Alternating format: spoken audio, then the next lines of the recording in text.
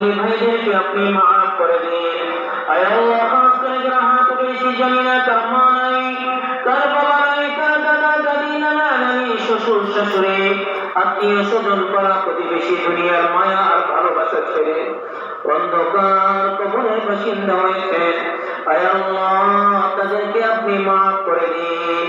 তাদের কবরগুলোকে জান্নাতের বাগান বানায় দিন। জাহান্নামের আযাব থেকে আপনি তাদেরকে হেফাজত করুন। আয় আল্লাহ, জান্নাতের নিয়ামত দ্বারা আপনি ভরপুর করে দিন।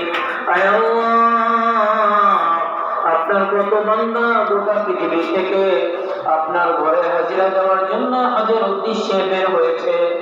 আয় আল্লাহ, মেহেরবানি করে আল্লাহ আমাদেরকে আপনি বারবার আপনার ঘর বাইতুল্লাহ তওয়াফ করার তৌফিক দান করেন। আয় আল্লাহ, যারা হজ করেন না, হজ করার তৌফিক দান করেন। যারা করেছেন আয় আল্লাহ তাদেরকে বারবার হজ করার তৌফিক দান করেন। আয় আল্লাহ, যারা হজে গিয়েছেন আয় আল্লাহ হজ্জে মাবরুর নসিব ফরমান। আয় আল্লাহ, সব ধরনের পেরেশানি থেকে হেফাজত করেন। যারা সুস্থ করে দিন।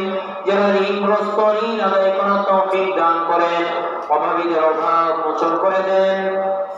আয় আল্লাহ, মেহেরবানি করে আমাদের সকলকে এক হওয়ার তৌফিক দান করেন। রব্বির হামহুমা কামা রাব্বায়ানি সগীরা, রব্বির হামহুমা কামা রাব্বায়ানি সগীরা। সুবহান রাব্বিকা রব্বিল ইজ্জাতি আম্মা ইয়াসিফুন ওয়া সালামুন আলাল মুরসালিন ওয়ালহামদুলিল্লাহি রাব্বিল আলামিন।